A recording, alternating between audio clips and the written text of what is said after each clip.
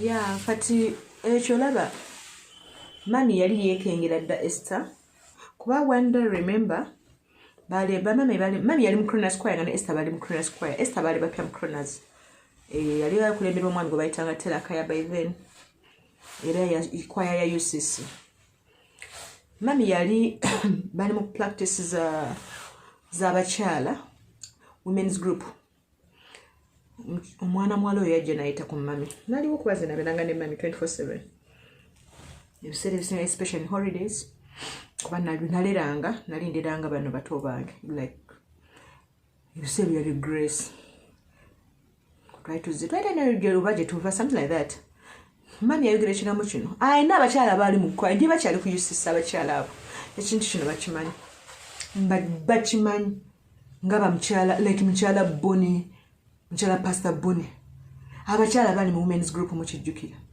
Mami yagana gamba wabula omuwala oyo yayita mubuuza wabula omuwala oyo mwala bw'atanfuukire wamina hagali nentegereza nnyo omuwala yali mukwaya ne muganda we bannange for my surprise mami bwe yafa mu 2 weeks ye muwala exactly muzeyi gwe yatulaga exactly muzeyi gwe yatulaga gwe tiense okitegeera. Mami yagezaako okubuuza muzeeyi oyo biki ensonga nezigendako kunjukira mwatulako ne gradients ba Pastor Boni Pastor Semakula bamusana banyonyi ntono nga mwena mwogera complain y'omuwala oyo muzeeyi n'abagamba kyekyo oyita kyadda kyekyo kyasazeewo ebintu ebyo ffe byajja bituluma. Esther ffe byonna byandibaddeawo oba wajja otya naye jjukira ffe ng'abaana tulina doubts mitima gyaffe ne tuzibikako olw'obulokozi naye ate ku ssaawa esembayo otulagira ddala nti doubts zaffe bye twali tudoutinga byali real. Tulina bye twali twadoutinga bye tudde ebbali ne twemulugunya ne tugaa really oba naye kati ate right now tulabira ddala ng'oba yali ddala teyali oba bambi. Esther ffe tetwagala kintu kyonna abaami b'echurch mukadde Boni mukadde Semakula mukadde Pastor Nyanzi mwenna muveeyo temubetrayinga muzeeyo olwaleero.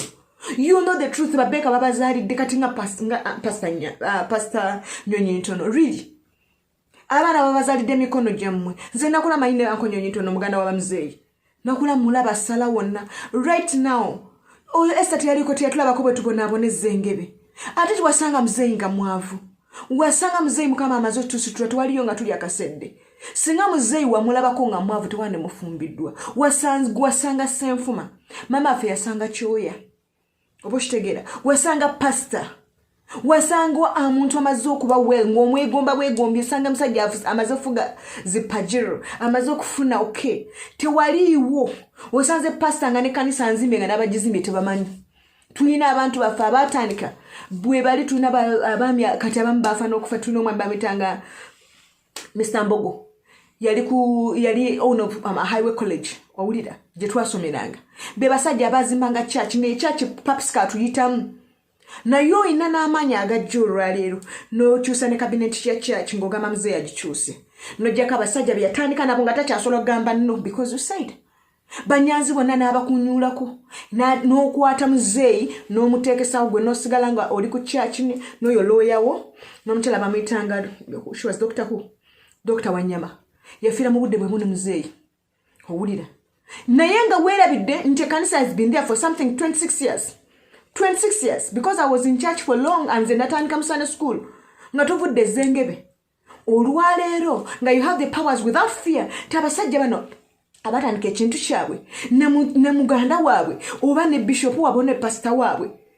bo banaalowooza kyamaanyi n'ogafuna n'okyusa buli kimu kikyusa buli kimu kyonna okyuse wako okyuse eno n'otafunamu nsonyi bana Esther ina amaanyi naye ffe kuluna amaanyi twagala ogakkakanya tuli beetoowaze tuwe wa abaana balina okufuna ffe tetukwinako obuzibu entalo za church tetuzirimu tetwagala church tetwagala inamaani tetwagala Steva tetwagala inamaani schools tetwagala owulira ne mmotoka ya muzeeyi nya olina amamotoka ameka school vans school bichi byo nene ntono naye no ojagala olinako bannange oli mufuta naye byonna bya church fete tuwagala fetuwe bibadde mu ne wa muzeeyi byonna bireete kubera amwe bya pansa musanvu cha church tulimu ebyo bya church guluba n'abasajja bamwe aba church naye abasajja ba church abakadde ba church bamukadde bone kulunno you have betrayed us and you have been a good friend of dad. You have been a good friend of muzeeyi. You have been a good friend of pastor nga mumuyita taata waffe o Musumba waffe. Right now you men, where are you?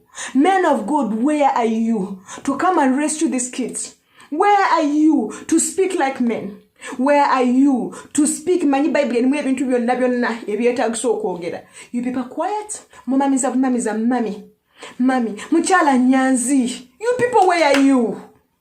We need your help. You people know the truth. Come out and speak something. Mutumenye emitima we tubalaba musinza tulaba nga muli bali yake muzibiriza musinza ne tulaba muli bali yake mujje muveyo mwogera ekituufu. Let the church go on. Let everything go on. But this family mujimanyi. Mujje mwogera ku behalf of your brother. Come and speak on the behalf of your pastor. You know, you people, you gather, you are too many to stand for us. But you're all quiet. Mwoza mommy. No wafe yali mommy. O wafe mumwe evidenti yali mommy. Yeah, sebe chiddaka okukyombuziza. Nze siraba na chiddaka kuba ekintu kyonna kiri poa. Okwata omuntu n'omusayiningisa. Nga they are supposed to three not wala ku mubuyayi. Zikambite na buyayi mubuyayi. N'omugamba asayinige wano gwe simanyanga ebyafa bijja kukubulako. Where there are three people, the complainants are three. Why do you call one? Ate ng'onkosa gwe kyoyagala. N'omuwa sente z'amangu awo kati zino sente muzigabane buli omu miliyoni bazavuddemu 3.1 $100. Ate $100 ezo nga lawyer atwalako 5. Kyokka lawyer naye yatuusa ali ku ludda lw'abali. Ebifuulinga actually twabituddemu ffe tetwakiganye. Then ekiddako ffe tujja kulaba ekiddako twagala abasobola okutuyamba. Abasumba abali bamukwano gwa muzeeyi. Abasumba bamanya ekituufu. Basumba muveeyo mutuyambe twagala bwenkanya. Ba pastors. Oba tugende mba lawyers. Bwe kiba kiganye oba basumba munaye abayisaamu amasengejja. Yeah. So kale ffe ng'abaana ekyo tufete tukisemba. Kwata so akusainingisa muntu kintu kyatalabye. Oba okitegeera ekintu kyatalabye. Ffe kye twagala late fever alikwate ebintu byonna abiteeke mu pool agabe this is what they had. Ebyo byonna byalina ayite abaana basatu, ayite ku ba family members, ayite bakadde be church kuba ffe tuze tulaba bakadde bafe abe church tubalina weebali. I know all of them. Batuule ajjewo obufuta, ajjewo okulumirirwa. Abaana bali bantu bakulu. Atwalenga amateeka bagagamba nti namwandu atwala percentage nga bwe muweebwa agitwale. Kuba ino byasirikidde bye tumanyi. Oba kitegeera nga naffe tubimanyi. Yasanga muzeeyi ayina national housing. Yamusanga muzeeyi already ayina ebintu bye, ayina amataka kuba musanga muzeeyi already ali mu real estate. Amataka gaaliwo. Oba kitegeera. Kale ne weeba tewina ebyapa 7 oba 7 something. Ate nga sinnakanyonyi. Ababe bonna abawadde prime land bakka ezo nabaka bazigula mami wali. Mama afenga wali. Lwaki yo lwaleero ababe baweeno. Owulira ye baana abasindika mu bisiko gye tutamanyi na kumanya. Owali obupoloti bwa miliyoni 2. Miliyoni ate signing somwana so ffe tetuli ekyo no tekigenda kuba bwekityo. Era tetwakikiriziganye nakyo. Ayina okukiriziganya nga bonna there are 3 there with the family members. Nga kuliko oba administrator general. Actually we need the administrator general. Kwa kati yekiganye ye yafudde administrator akola obukulupanya. Actually the proper word is obukulupanya. Tusagwa mwana asaninga ekintu ekiko administrator general ate nga omutute ku fairway hotel ngoyina ko baloya bo ngoyina gwe byegala mbatenze wembizaayo nebimbulako ngani bwafulinga bwatyo. Ekyo kyo tetukikirizganyiza nakyo era twakiganye kyekyo sebo.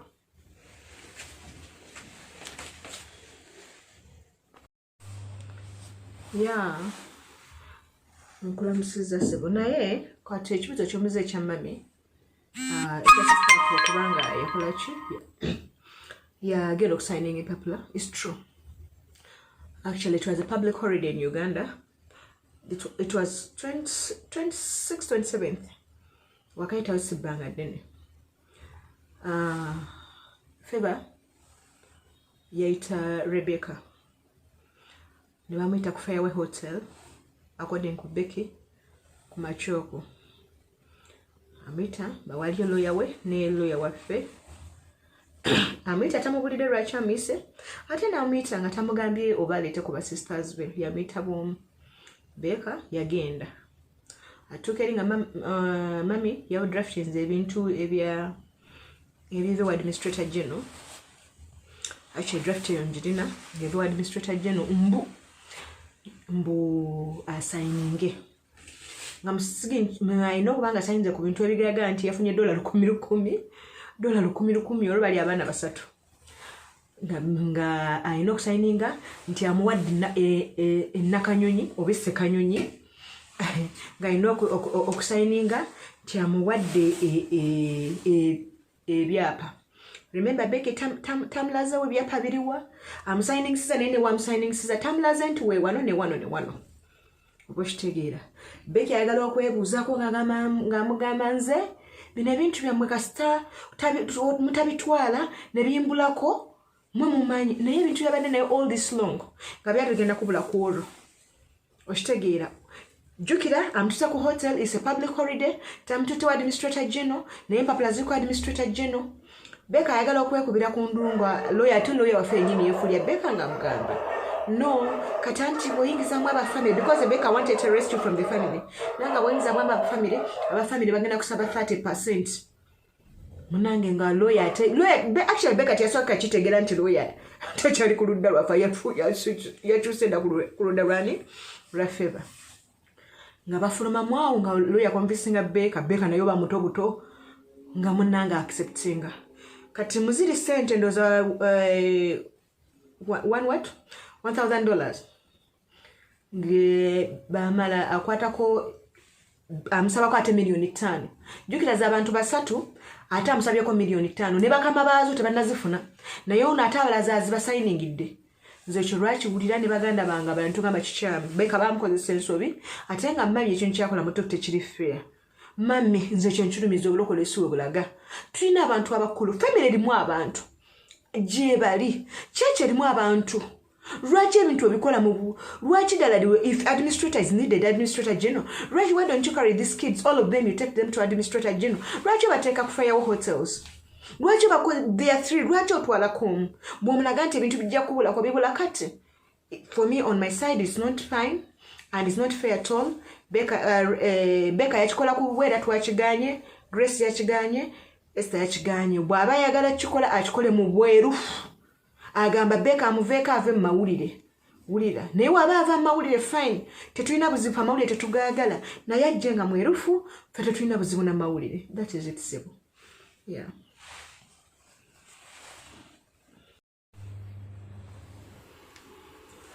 Yeah, nkulamusizaako sebo. Yesu omukulu omulungi yeebazibwe. Yeah, kwekyo ekintu kyombuzizaako ebikwatagana ku muganda ffe yasayininze kituufu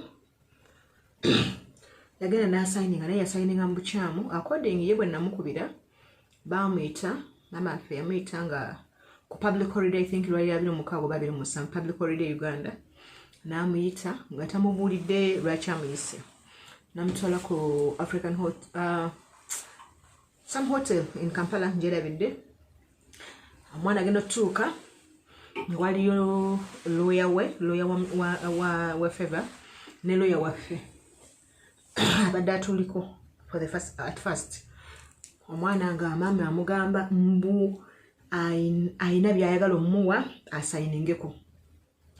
Omwana jukira ati avudde wakati alina kyamaanyi teyatubuuliddeko nti agenda kukola bwe kuba teyamubuulira the reason lwaki amuyise. Omwana n'abanga asobola okusayininga nga amutaddeko nti amuwadde $10,000. Omwana we yalooza $10,000 sente nnyingi $10,000 sente ntono nnyo emirundi 3. Jjukira bali abaana basatu ba complainant naye yasobola kuwa yatwala omu we yasigningsa omwana naye ng'empapula za signinga ziriko administrator general. Now remember it's a public holiday. Tamtute wa administrator general. Amtute in one hotel. Some hotel like that. I forgot the name of the hotel. Nga wa amutute. Kati omwana agezaako kubaako kyabuuza omukyala agamba bafuluma mwebwe ne lawyer waffe. Lawyer waffe by the yamala n'atwefuulira. Simanchiriwaawo. Namugamba bogezaako n'ogamba ate administrator agenda kuyita ba family. Ate aba family baba bagala 30%. Kati is better nogana ne kino omwana assigninga epapula bya administrator tagenza wa administrator amutute mu hotel obuba bukumpanya era obiyayo obusembayo kosa omwana ensobi musigning santi amwadde ekyapa amwadde ebyapa ennakanyonyi oba sekanyonyi tewali amanyi nayo tamulambuza takoza ki tebatudde ku tebo bonna twekye twagala mami yandibe fete tufa ku mami kintu nakyagala kufuna. It's okay. Naye akwate ebintu mzee byayina abiteeka mu pool like agambe this is what mzee had. Abaana mwetaga percentage yenu abawe yabo oba atwala yenkana atya naye nga biri iko nesa kwata abaana ebintu ebiri mu 2 billion something we n'ogamba mbu abaana oba wako poloti z'essekanyonyi tobatutte nayo tobalambuzaayo obuntu sina kibanja bupoloti ate n'omugamba signinga obo babukuusa bulokolete bulaga butyo ate abaana bali basatu lwaki otwala komu without other people's notice. Family weeri lwaki tayita kuba family aba church kuliko abantu abanene lwaki tabayita lwaki everything is not open. So mweye ensonga kikyamu era ffe tetwakikkiriza era omwana twamugamba Becky sister waffe yakola bukyamu kuba Esther yakigaana ne Grace n'akigaana. Sebo kyekyo.